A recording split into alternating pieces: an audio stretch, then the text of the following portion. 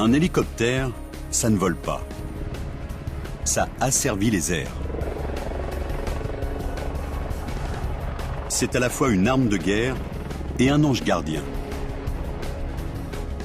C'est aussi la machine volante la plus polyvalente et un véritable miracle d'ingénierie capable de nous emporter absolument n'importe où et de nous rapatrier, nous sauvant ainsi la vie.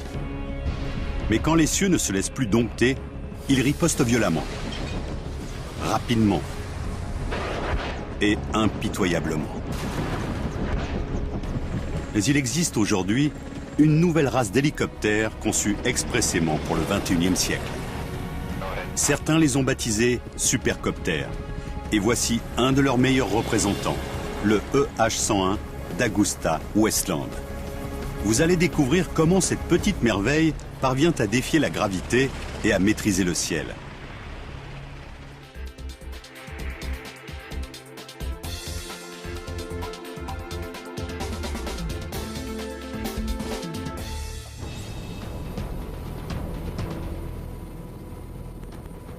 Quelque part au large de l'Italie, un homme est en train de se noyer.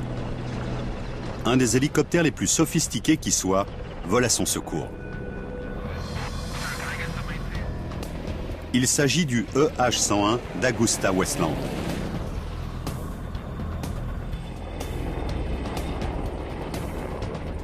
Il a été spécialement conçu pour ce genre d'urgence.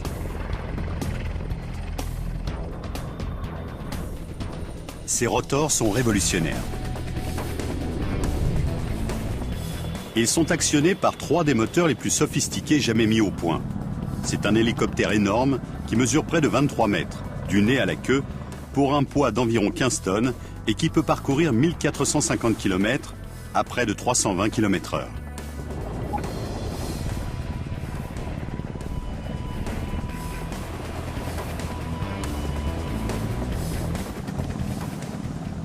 Une fois qu'il a atteint son objectif, il peut rester en stationnaire en combattant des rafales de vent de plus de 120 km/h, gagnant ainsi de précieuses secondes dans une véritable course contre la mort.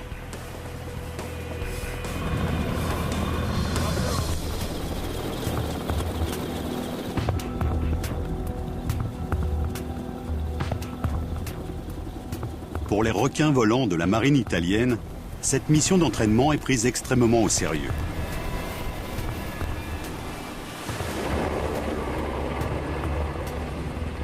Mais pour le EH-101, c'est un jeu d'enfant.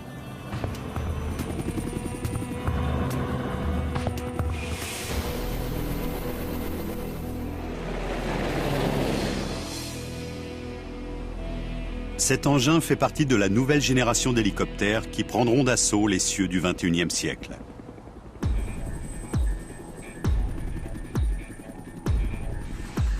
Le S-92 de Sikorsky.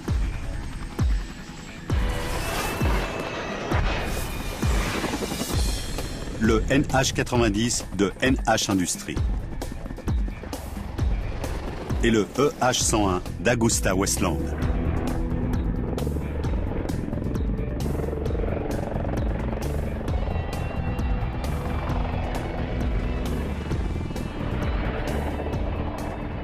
Voici la version américaine de ce dernier modèle.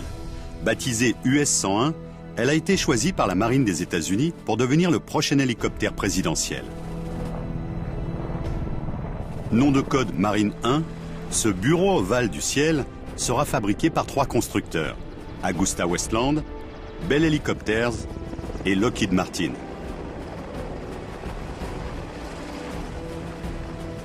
Il sera à tout point de vue un supercoptère.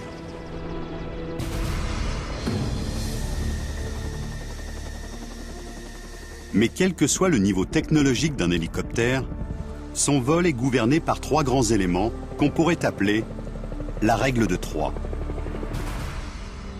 Le rotor principal, les moteurs et le rotor de queue. Ces 3 éléments doivent fonctionner de concert pour qu'un hélicoptère puisse voler.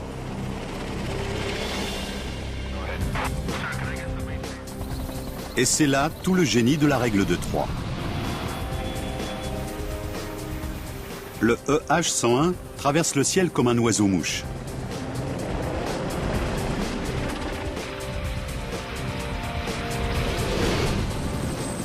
Un oiseau-mouche de 15 tonnes.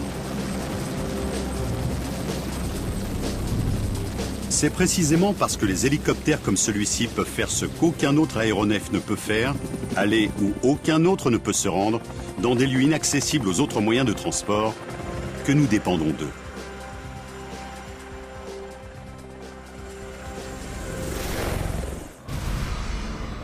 Mais qu'un seul des composants de la règle de 3 tombe en panne, et les machines volantes se transforment en machines à tuer.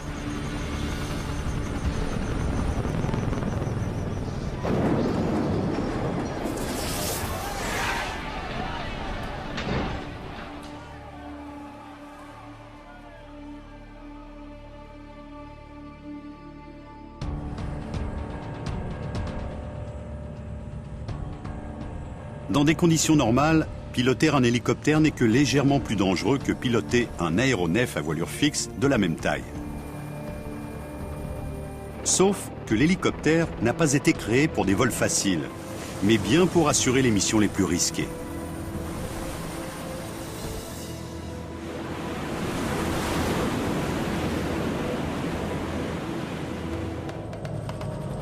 Et parfois, nous le poussons au-delà de ses limites.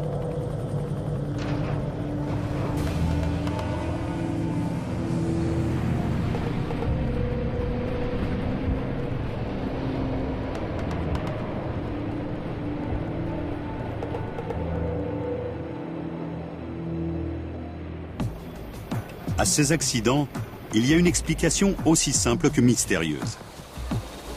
L'hélicoptère est une machine volante qui ne veut pas voler. Le fait même qu'il y parvienne relève d'un véritable miracle de la technologie.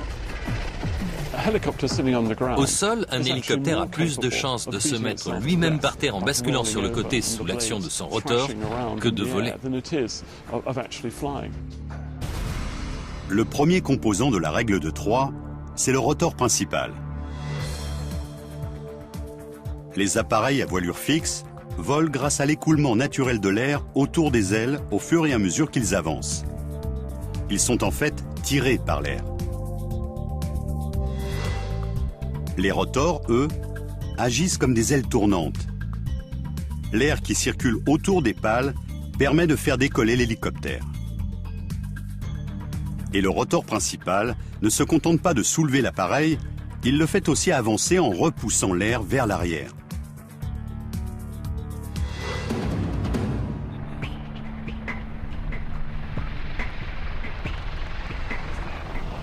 En vol, à chaque seconde, le rotor énorme du EH-101 déplace jusqu'à 45 tonnes d'air.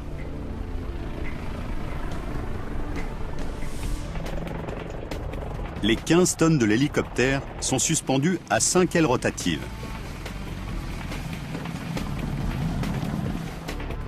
Le rotor principal de cet engin est une petite merveille de la technologie dont la mise au point a duré plusieurs décennies. Mais l'épopée du rotor dépasse le simple cadre de l'ingénierie. En effet, elle a tout bonnement changé l'histoire. Le rotor a gagné ses lettres de noblesse en temps de guerre. Et depuis lors, les cieux n'ont plus jamais été les mêmes.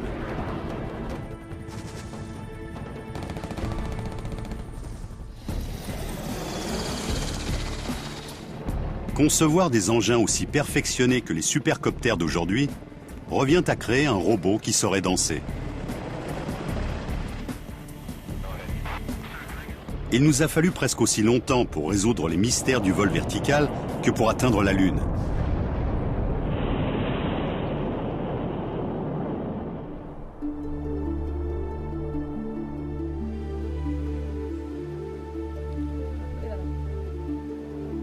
Dans l'Italie de la Renaissance, au XVe siècle, Léonard de Vinci imagine une machine volante qui monterait à travers le ciel comme une vis infinie à travers un morceau de bois.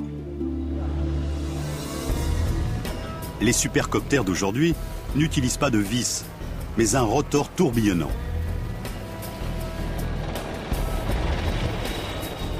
C'est le premier et le plus important des éléments de la règle de 3 qui gouverne le vol de tous les hélicoptères. Les premières pales étaient en bois.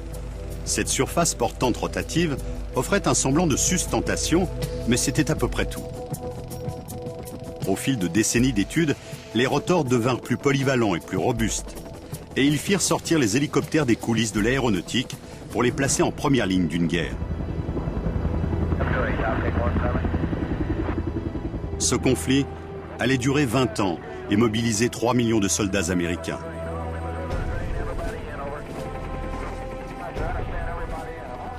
Ce fut la guerre du Vietnam. Ce n'est qu'au moment de la guerre du Vietnam que l'hélicoptère est arrivé à maturité. À l'époque, des centaines, si ce n'est des milliers d'hélicoptères étaient déployés sur un même théâtre d'opération. L'hélicoptère qui domine alors les cieux est fabriqué par Bell. Il s'agit du UH-1 Huey, qui devient le premier supercoptère de l'histoire. C'est le premier appareil militaire américain mu par une turbine et il est équipé d'un rotor principal qui compte sûrement parmi les plus robustes. La première fois que j'ai vu un Huey et que j'ai tiré sur le manche, j'ai eu l'impression de tomber vers le haut, tellement il avait de puissance pour gagner de l'altitude. C'était étonnant.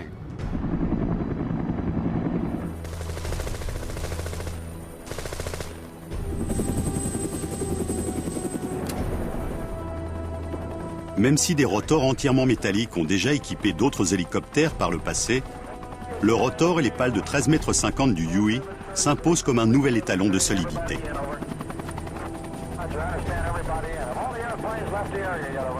Quand je me faisais tirer dessus par des armes de petit calibre, généralement je m'en sortais bien. Robert Mason est devenu un des pilotes de légende du Vietnam. Et son livre raconte comment lui et son Huey ont survécu à cette guerre et à des mésaventures incroyables.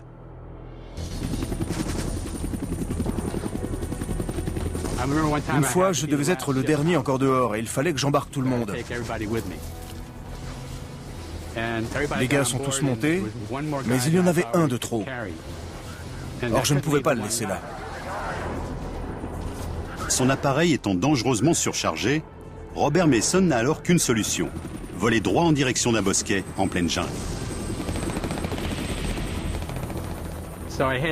Je me suis dirigé vers les fourrés, en espérant pouvoir accélérer suffisamment pour passer par-dessus.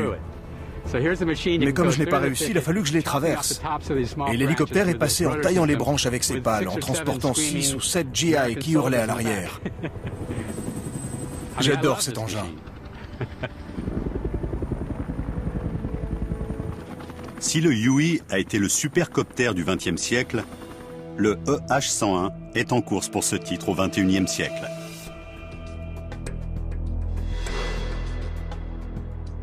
Et à l'instar de son illustre prédécesseur, il dispose d'un rotor principal qui fait aujourd'hui son succès.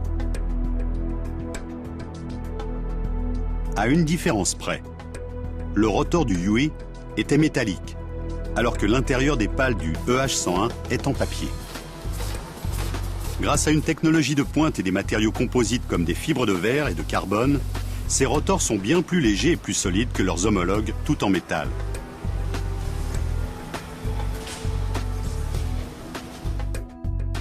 Un cœur en nid d'abeille est moulé avec des morceaux de mousse et taillé à des dimensions précises. Les pales sont ensuite enroulées de plusieurs couches de fibres composites, puis cuites dans un four spécial pour devenir aussi dures que l'acier. Enfin, une fois équipées de bords d'attaque en titane, les pales sont fin prêtes à passer à l'action. Lorsqu'une balle frappe une pale entièrement métallique, cela provoque des fissures sur toute sa longueur. Mais lorsqu'une balle transperce une pale en matériaux composites, les fibres tissées autour du point d'impact ne sont pas abîmées. Mais voici ce qui différencie vraiment ces pales des autres. Ce sont les extrémités de forme parabolique.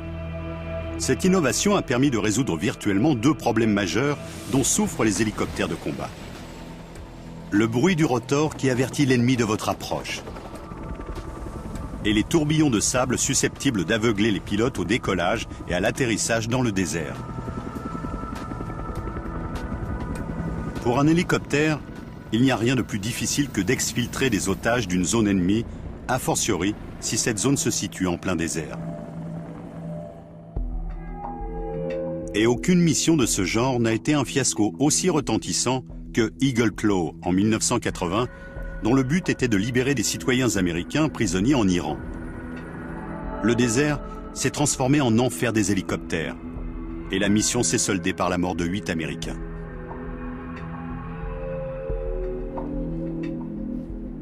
Mais si elle devait se dérouler aujourd'hui avec un supercopter, son issue serait certainement différente.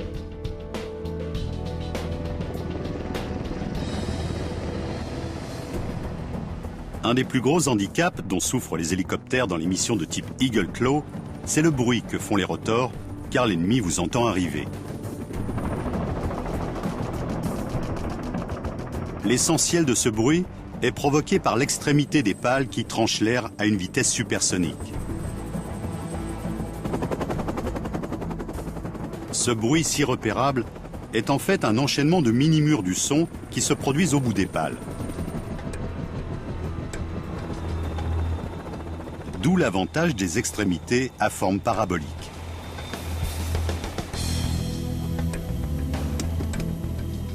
Ces dernières leur permettent de ralentir la vitesse de rotation des pales tout en offrant la même sustentation et la même propulsion.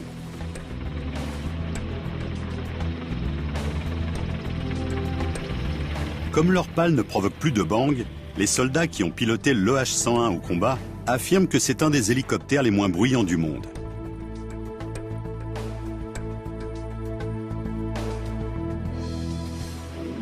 Un des gros problèmes auxquels nous nous heurtons, c'est la détection. Cet appareil a pour avantage de s'approcher de son objectif de manière relativement silencieuse. On ne l'entend que quelques secondes avant qu'il arrive. Max Stengroom est pilote à l'escadron 28 de la Royal Air Force. Il est aux commandes du tout nouveau fleuron de l'armée de l'air britannique, le H-101. Nous pouvons partir seuls en terrain hostile en toute sérénité.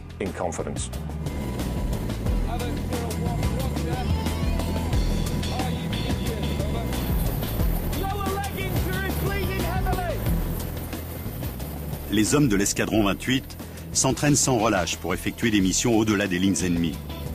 Timing, positionnement et vitesse doivent être soigneusement coordonnés. Mais l'élément clé qui déterminera le succès ou l'échec d'une mission, c'est la furtivité. Tout ce qui compte, c'est le résultat. Il y a peut-être un ennemi sur place et ça risque d'être chaud. Et si l'ennemi vous entend arriver, l'atterrissage ne sera peut-être pas seulement chaud, mais mortel.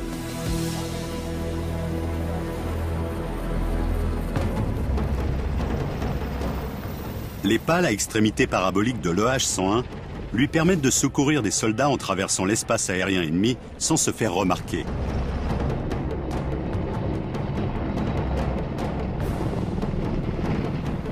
Ainsi, l'effet de surprise est préservé lors des missions les plus périlleuses.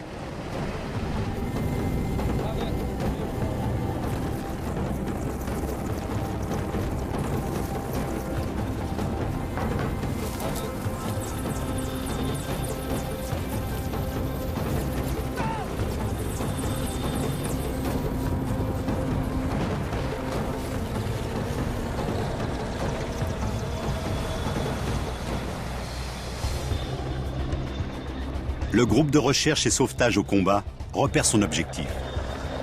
Rapier 1, ici Avoc 01. Vérification radio, à vous. Et fait appel au EH-101 pour l'exfiltration.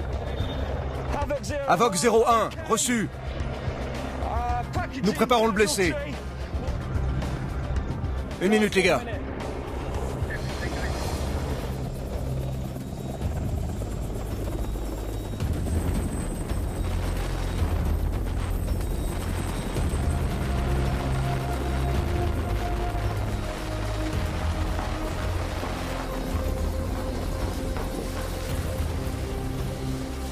Mais si ce sauvetage n'était pas un exercice, et s'il se passait au milieu du désert, comme ce fut le cas lors de la mission Eagle Claw, l'hélicoptère et ses occupants auraient eu affaire à un danger aussi redoutable que les tirs ennemis. Les tempêtes de sable provoquées par la rotation des pales, qui sont susceptibles d'aveugler les pilotes lors des atterrissages et des décollages, sont responsables d'une bonne partie des accidents. Mais les pales à extrémité parabolique de l'EH-101 lui permettent de faire face au sable du désert d'une manière que même les ingénieurs n'avaient pas anticipée. Contrairement aux autres pales, celle-ci concentre l'essentiel du vent rabattant vers l'extérieur, ce qui a pour effet de ménager une zone circulaire dégagée au milieu du tourbillon de sable. Ainsi, les pilotes peuvent voir le sol en dessous d'eux.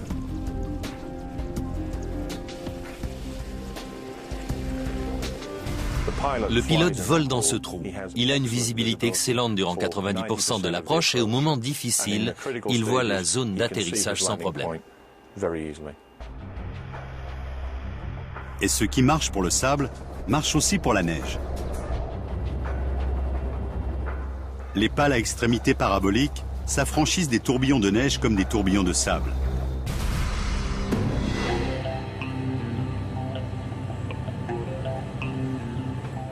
Mais le rotor de l'EH-101, si avancé soit-il, ne serait rien sans ce qui se trouve sous son capot et sur sa queue. Sans un moteur puissant et un rotor de queue pour contrôler les déplacements, un hélicoptère est condamné.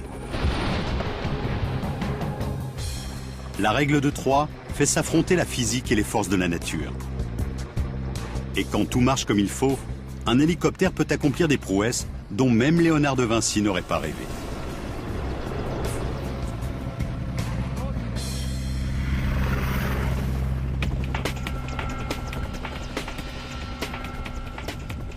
Sous les pales tourbillonnantes de l'EH-101 se cache le cœur de la machine volante. 6000 chevaux permettent à cet engin de 15 tonnes de traverser le ciel. Voici le deuxième composant de la règle de 3, la turbine.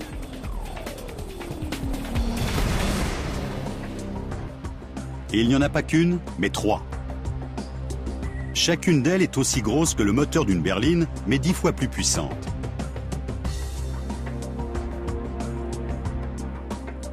Si les moteurs qui équipent les aéronefs à voilure fixe fournissent la poussée, ceux d'un hélicoptère actionnent le moyeu et les pales. C'est une espèce d'hélice géante qui fait circuler l'hélicoptère à travers les cieux. Ces moteurs doivent faire tourner le rotor toujours à la même vitesse, quel que soit le vent ou les manœuvres effectuées par le pilote.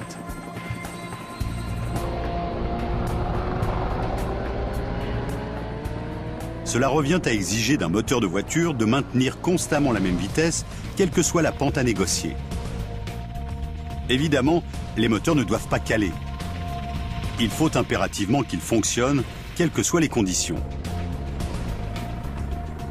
Qu'à cela ne tienne, les moteurs des supercoptères du XXIe siècle ont été expressément conçus dans ce but.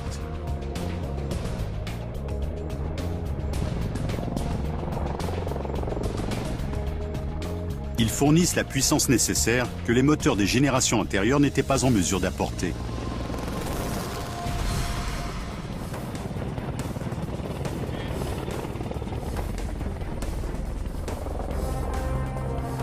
L'escadron 28 de la Royal Air Force est à l'entraînement.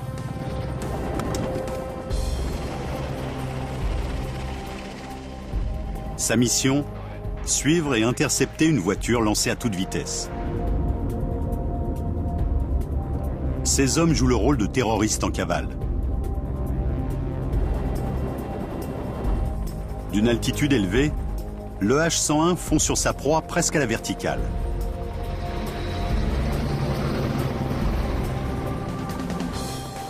Il plonge en piqué jusqu'à une quinzaine de mètres du sol à plus de 320 km/h.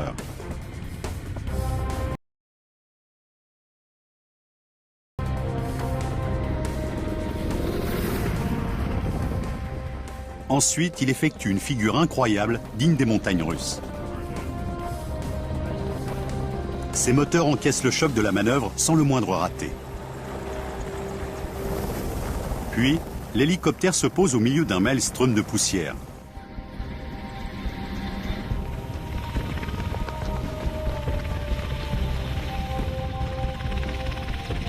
C'est une démonstration de force impressionnante. Elle a pour but d'effrayer, et de désorienter les individus visés afin que les hommes des forces spéciales qui ont jailli de l'appareil puissent les arrêter.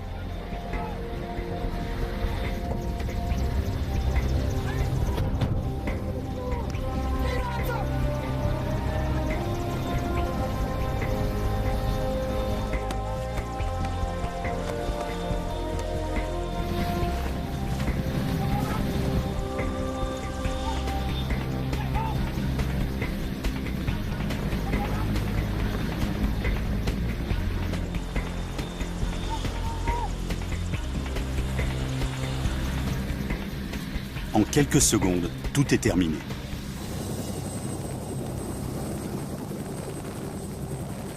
Il ne reste plus qu'une voiture vide et un ciel vide.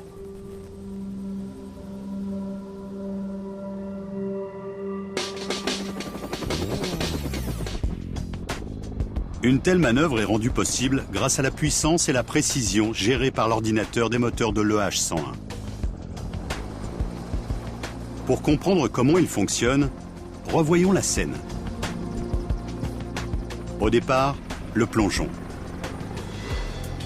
L'hélicoptère pique presque à la verticale, ses pales tournant au rythme régulier de 214 tours minute, mais sans déplacer beaucoup d'air. Pour les moteurs, c'est la partie facile.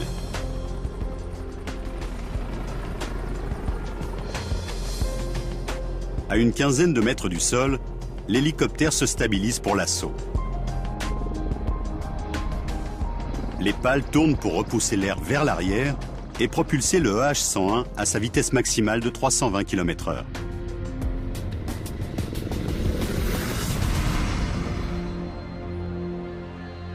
Les moteurs doivent dès lors supporter la contrainte supplémentaire et toujours assurer une rotation de 214 tours minute.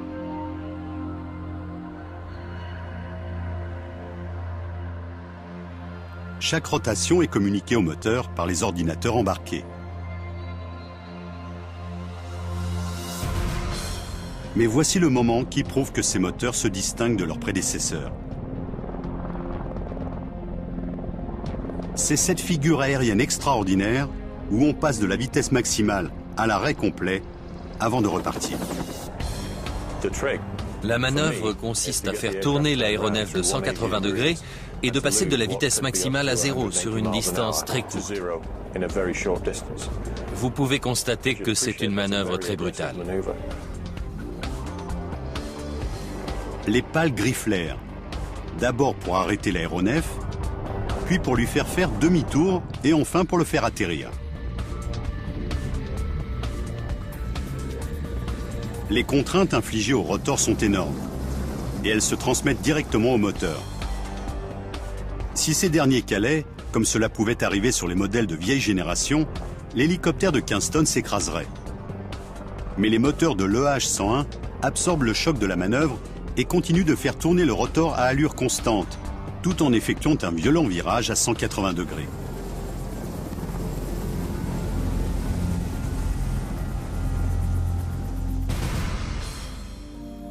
Et s'il arrivait qu'un des moteurs tombe en panne ou soit endommagé par un tir ennemi, l'ordinateur avertirait les deux autres moteurs pour qu'ils compensent le manque de puissance. L'hélicoptère pourrait alors non seulement continuer à voler, mais même poursuivre sa mission. Sur le champ de bataille, il faut un maximum de systèmes redondants et de fiabilité, car ainsi, en cas de dégâts, on peut quand même poursuivre la mission.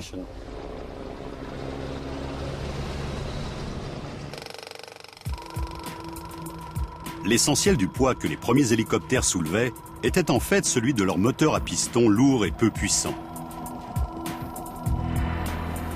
La mise au point des moteurs à turbine à la fois plus légers et nettement plus puissants dans les années 50 a permis aux hélicoptères d'emporter des charges bien plus lourdes.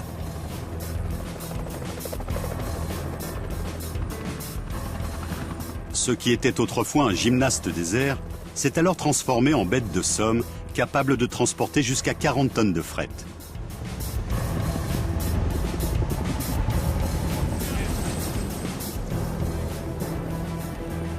Si le EH-101 n'a pas été conçu comme un poids lourd, il est néanmoins capable de transporter un camion ou une cinquantaine de réfugiés dans sa soute. Surtout, ces 3 moteurs gérés par ordinateur lui permettent de faire des stationnaires impeccables par des vents de plus de 80 km/h. C'est un avantage non négligeable quand il faut rapidement faire débarquer un peloton au complet sur un théâtre d'opération.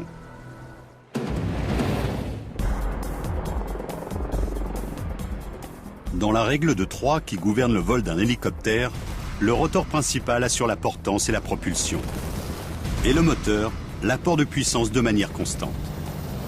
Mais sans le dernier composant, même les supercoptères se transformeraient en véritables toupies. Cet élément est la 3e clé indispensable au bon fonctionnement d'un hélicoptère. Et en cas de pépin, à ce niveau, gare aux dégâts.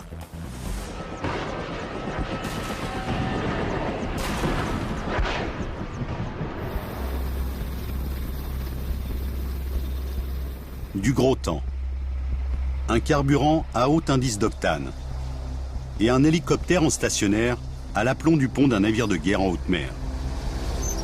Cette EH-101 de la Royal Navy, la marine de guerre britannique, va se ravitailler en carburant sans se poser.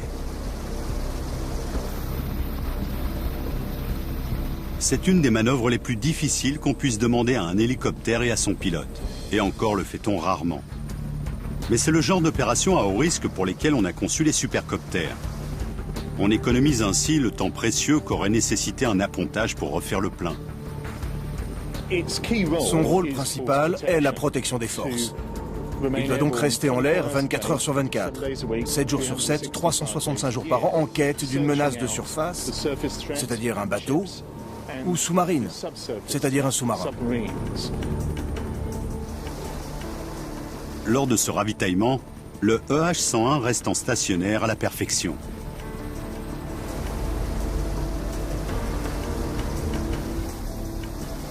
Ces turbines puissantes actionnent ces 5 pales qui lui permettent de rester en l'air, immobile.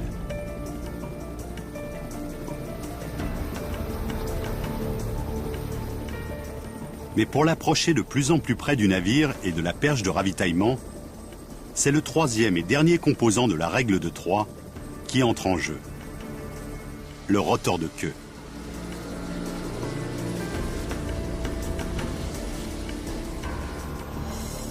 Le navire de 5000 tonnes et l'hélicoptère de 15 tonnes sont désormais reliés par un tuyau dans lequel s'écoule un carburant volatile.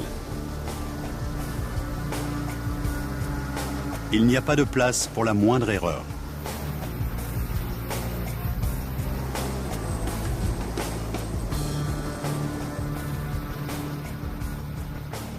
Mais le H-101 ne bouge absolument pas, grâce à la précision de manœuvre que lui autorise son rotor de queue.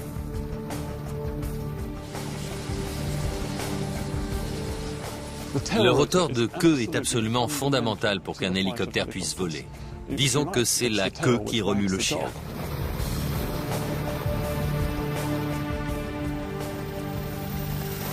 Une fois ravitaillé, le H-101 s'écarte pour une mission qui va solliciter les capacités pour lesquelles il a été spécialement conçu. La chasse et la lutte anti-sous-marine.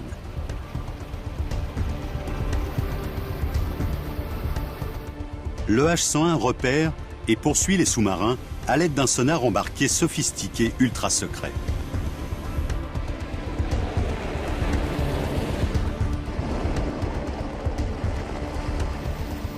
Il se rapproche de son objectif et se positionne en stationnaire.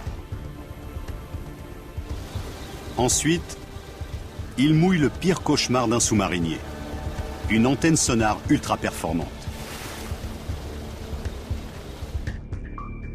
Sous la surface, cet appareil d'écoute s'ouvre comme un parapluie high-tech qui emprisonne le sous-marin ennemi dans un filet sonar.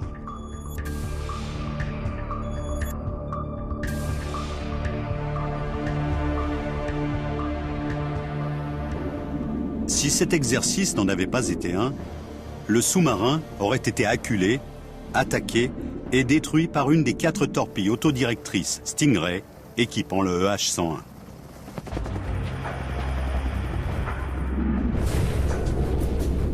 Mais ce dernier peut aussi emporter des grenades sous-marines ou encore des missiles anti-navires à trajectoire rasante pour détruire les bâtiments de surface. Pour remporter cette bataille navale, le H-101 a fait appel à son rotor de queue.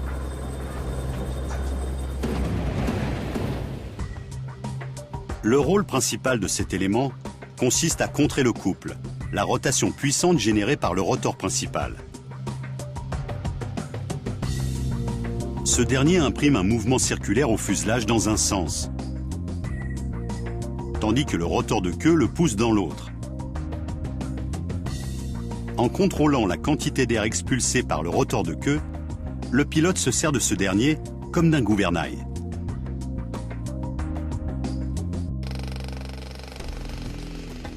De toutes les difficultés que les premiers ingénieurs en aéronautique ont eu à résoudre, celle d'empêcher l'hélicoptère de faire la toupie autour de l'axe du rotor principal a sûrement été la plus difficile. On a d'abord envisagé la solution des rotors coaxiaux contrarotatifs, puis celle des birotors en tandem, la rotation du deuxième annulant celle du premier. Ce système, qui apportait un premier élément de solution, a également offert aux Chinook, fabriqués par Boeing, une portance supérieure à celle des appareils à un seul rotor. Mais c'est la mise au point du rotor de queue qui va conférer à l'hélicoptère une maniabilité sans pareille.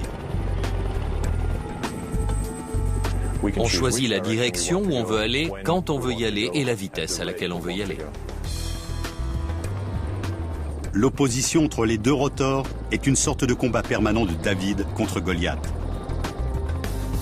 Et la perte ou la panne du rotor de queue est le pire cauchemar d'un pilote d'hélicoptère. Un des accidents que les pilotes redoutent le plus, c'est la perte de tout contrôle sur le rotor anti-couple. En d'autres termes, si ce dernier ne fonctionne plus, on ne peut plus voler en ligne droite. L'hélicoptère devient instable et bien souvent, malheureusement, ça se solde par un accident.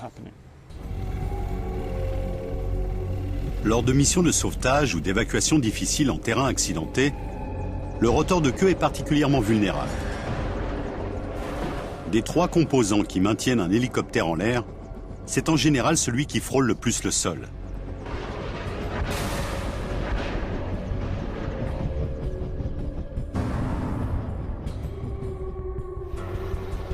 C'est pourquoi celui de l'EH-101 se situe haut sur la queue à près de 2,75 m du sol.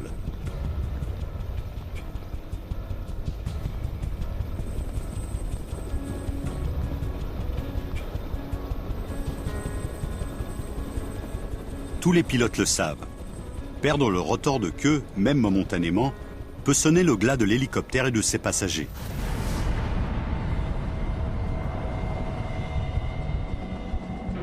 En effet, l'appareil se met à faire la toupie de manière incontrôlable.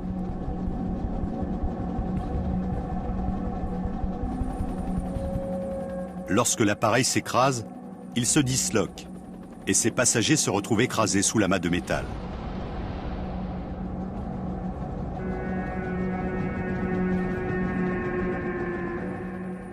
Mais beaucoup d'accidents surviennent lorsqu'on en demande trop à cette machine volante. Les tâches qu'on leur affecte sont très dangereuses. On leur demande des choses impossibles pour d'autres aéronefs. Monter sur les flancs de l'Everest pour récupérer un alpiniste à 6400 mètres ou voler dans l'œil d'un cyclone pour secourir des gens. Les hélicoptères sauvent des vies car ils sont le moyen le plus rapide d'évacuer des gens jusqu'à un hôpital.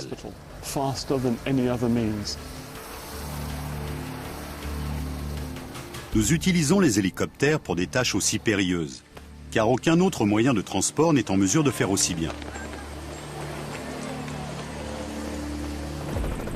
Ils peuvent traverser un ouragan et voler au secours de gens qui, sans eux, seraient condamnés.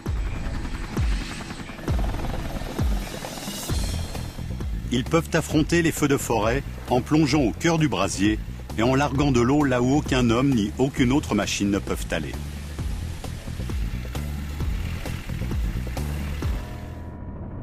Ils servent d'ambulance aérienne, d'anges gardiens rapides comme l'éclair, dans le cadre d'interventions où quelques minutes, voire quelques secondes, font parfois la différence entre la vie et la mort.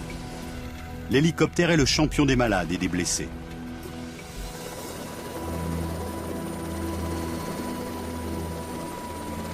Lorsqu'une catastrophe naturelle se déchaîne, comme le tsunami en Asie du Sud-Est, laissant derrière elle des millions de sans-abri au milieu d'un périmètre où routes et pistes d'atterrissage ont été dévastées, c'est l'hélicoptère, et lui seul, qui peut apporter secours et espoir.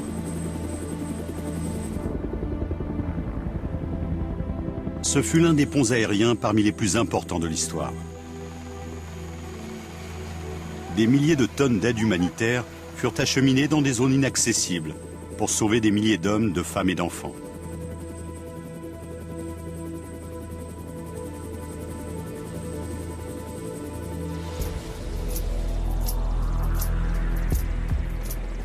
La toute dernière génération de supercoptères repousse les limites du vol vertical.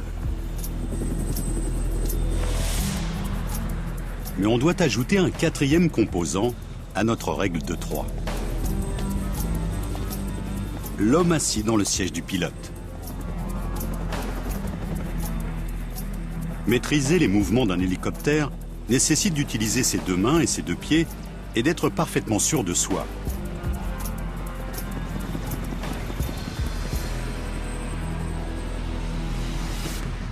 Car lorsqu'on est aux commandes d'un supercoptère de plusieurs millions d'euros, on n'a pas le droit à la moindre erreur.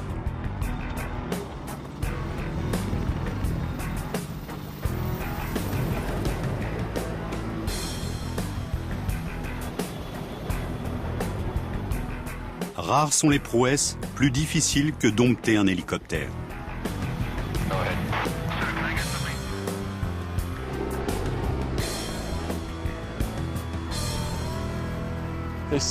On raconte que si vous pouvez sauter en vous frottant le ventre d'un geste circulaire et la tête dans le sens inverse des aiguilles d'une montre, les yeux fermés, vous pouvez piloter un hélicoptère. C'est le pilote qui fait de l'hélicoptère une machine à sauver des vies. Ou une arme de guerre. La règle de 3, le rotor principal, les turbines et le rotor de queue, permettent à l'hélicoptère de voler.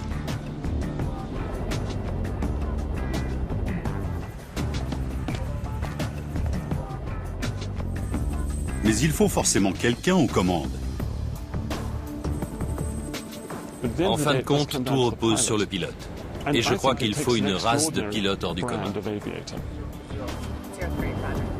À tout instant, on peut monter ou descendre. Aller à droite ou à gauche.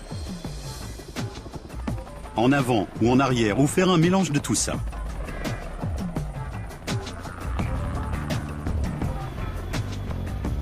Mais il faut au pilote une coordination et une concentration exceptionnelles pour y parvenir.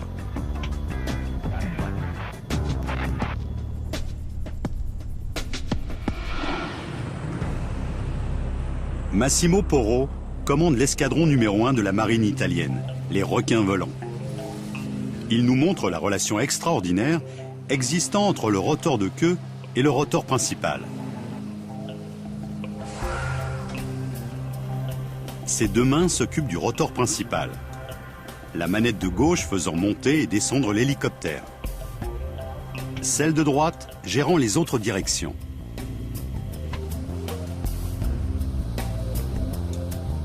Avec ses pieds, il contrôle le rotor de queue, modifiant le pas des pales pour faire aller l'aéronef dans la direction voulue.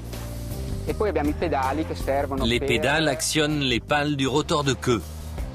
Et cela pour contrer le couple du rotor principal. Ça nous permet d'orienter l'hélicoptère là où on veut aller.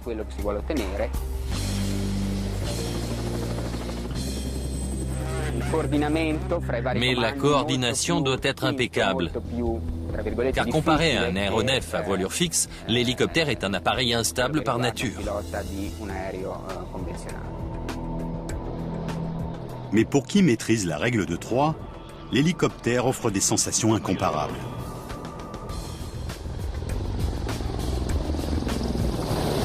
C'est comme enfiler un costume le matin qui me permet d'accomplir des exploits surhumains.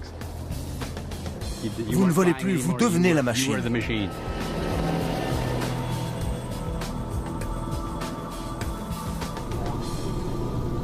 Les supercoptères d'aujourd'hui sont plus que de simples hélicoptères.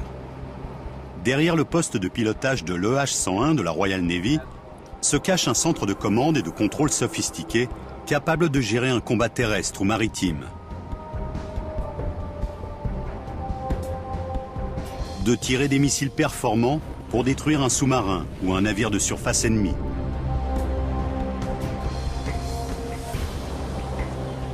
ou encore d'accomplir des missions de reconnaissance et de surveillance électronique.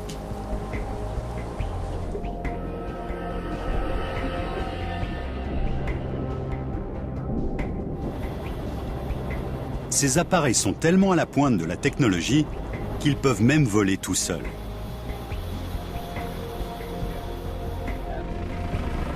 Les puissants ordinateurs embarqués de l'EH-101 gèrent un des pilotes automatiques les plus sophistiqués jamais installés sur un aéronef. Ce petit bijou peut placer l'hélicoptère de 15 tonnes en stationnaire à 12 mètres d'altitude le long d'un navire se déplaçant en haute mer sans que le pilote ait besoin de toucher les commandes. Au combat, le pilote automatique assure une bonne partie des manœuvres de vol pour que le pilote puisse se concentrer sur sa mission. Malgré tout, il y a toujours un homme au cœur de la machine. Quel que soit le degré de sophistication du pilote automatique, seul un pilote de chair et de sang peut faire se poser le EH-101.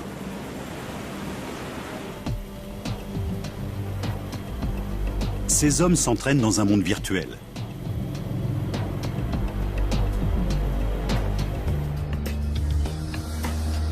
Ils se forment dans un des simulateurs de vol les plus performants du monde.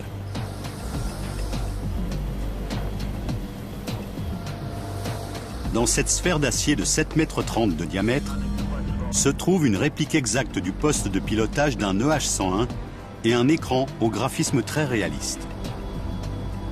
Les mouvements de l'hélicoptère sont reproduits avec fidélité par des vérins hydrauliques actionnés par les ordinateurs. La peur est bien présente, croyez-moi. Quand vous volez près du bateau et que vous parcourez les 800 derniers mètres en approche du pont, de nuit par mauvais temps, que le navire tangue et roule et que l'éclairage tactique est au minimum.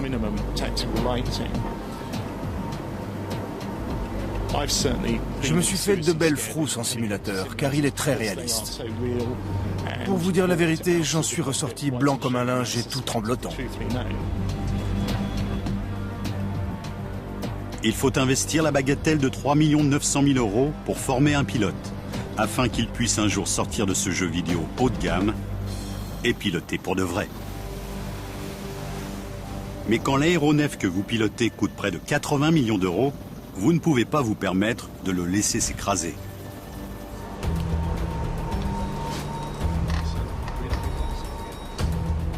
Aussi, dans la salle de contrôle du simulateur, les instructeurs concoctent les scénarios les plus cauchemardesques à l'attention des futurs pilotes. Des catastrophes bien trop dangereuses pour être simulées à bord d'un vrai EH-101.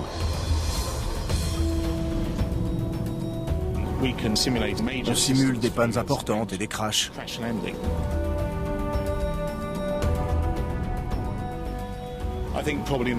Les situations les plus épineuses sont celles où on fait face à des pannes, comme continuer de voler et revenir au bateau à 200 000 nautiques avec 2 moteurs seulement et les équipements de radionavigation en rideau. L'entraînement ne cesse jamais. Même les pilotes les plus chevronnés doivent repasser régulièrement un certain nombre d'heures en simulateur pour conserver leur maîtrise de l'EH-101.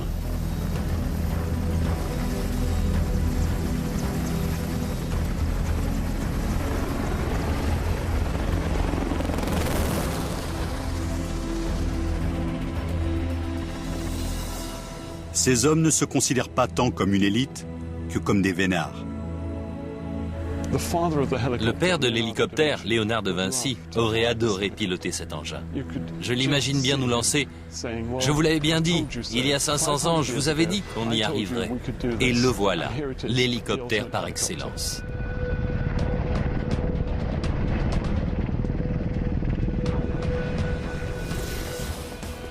L'ère de l'hélicoptère vient de commencer. Mais elle est déjà brillante. En temps de guerre, de paix ou en cas de drame, l'hélicoptère va là où nul autre aéronef ne peut se rendre.